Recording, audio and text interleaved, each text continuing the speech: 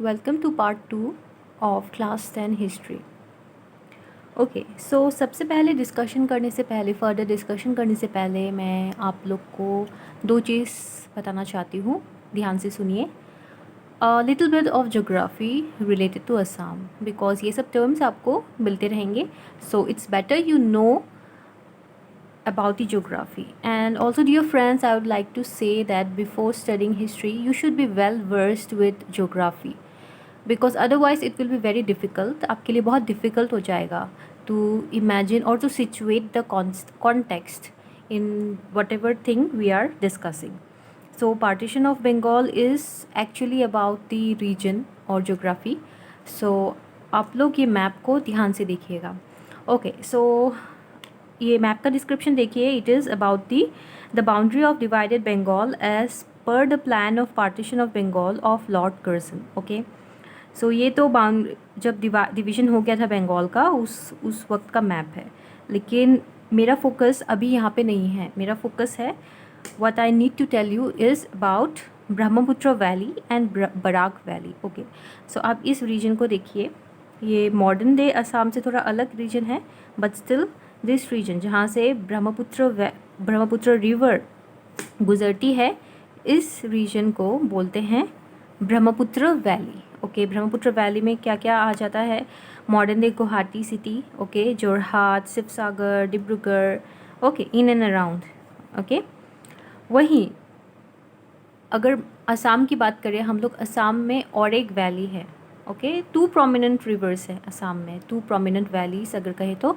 एक तो है ब्रह्मपुत्र वैली, एक है बराक वैली. ना बराक वैली आप ये रिवर देख सकते हैं.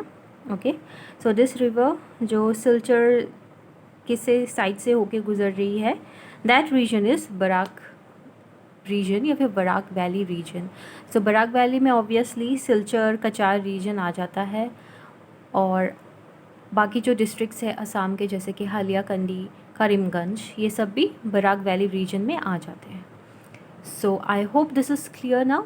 Late us begin with the chapter.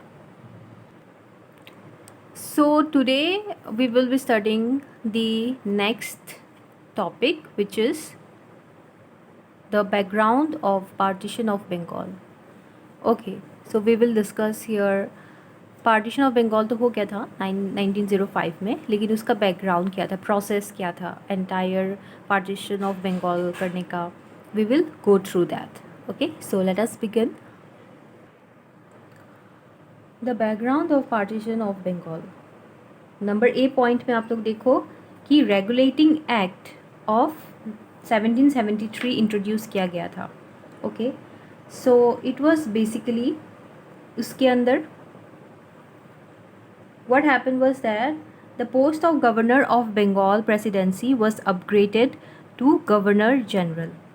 okay, so जैसे कि ब्रिटिश इंडिया में अगर बोले तो 3 मेन एडमिनिस्ट्रेटिव रीजन्स थे. Okay, if you go to your books page number 3, you will see there that the British colonialism was established all over India starting from second tenure of Robert Clive to the rule of Lord Dalhousie. तो उसमें क्या था? Calcutta, Mumbai and Madras, meaning Bengal, Mumbai and Madras, they were the 3 main administrative centres. Okay, वहाँ पे तब British के time में आज जो मॉडर्न इंडियन स्टेट्स जो बोलते हैं हम लोग, वो नहीं था. Administrative division, suppose state is also an administrative division of a country like India. Okay, so Assam, Uttar Pradesh, West Bengal, ये सब क्या है? They are nothing but administrative divisions. तो उस टाइम पे, ब्रिटिश के टाइम पे, एडमिनिस्ट्रेटिव डिवीजन अगर हम लोग बोले तो 3 मेन थे, Calcutta, Mumbai and Madras.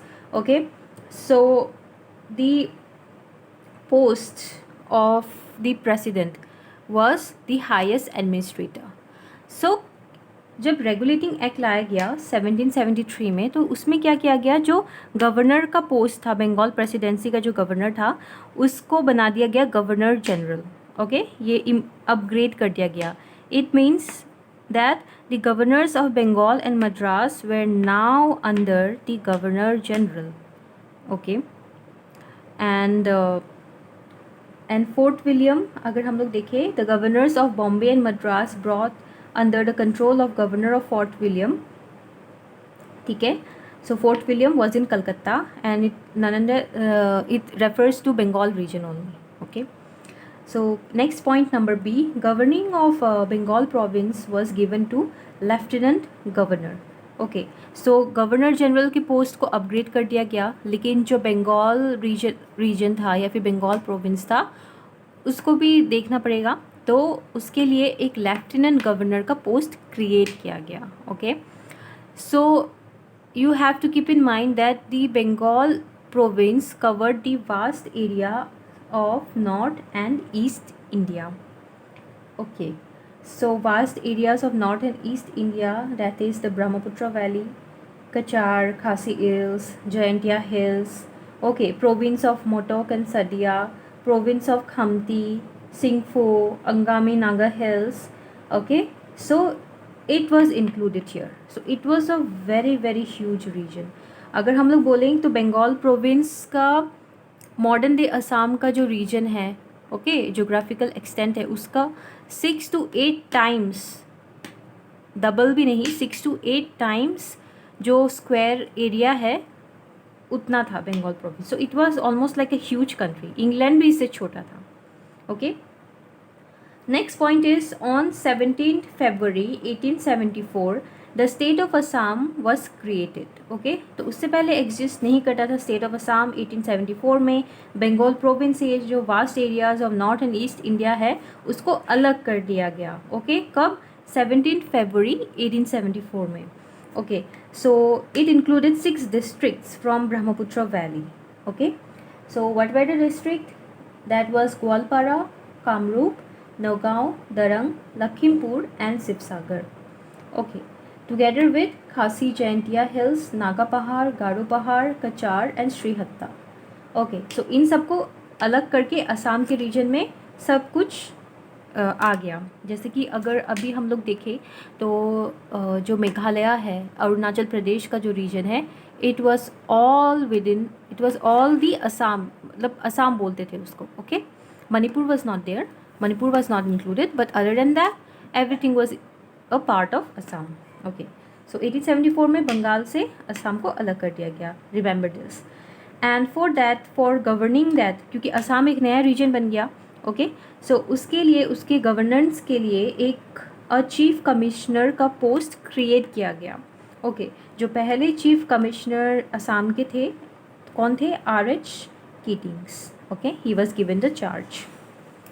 Next point देखो, in the process of partition 2 British officers helped Lord Curzon. One was Andrew Fraser and other was G. Bampfylde Fuller. Okay, ये 2 एडमिनिस्ट्रेटर्स थे लॉर्ड कर्जन के वाइसरॉय के टाइम पे.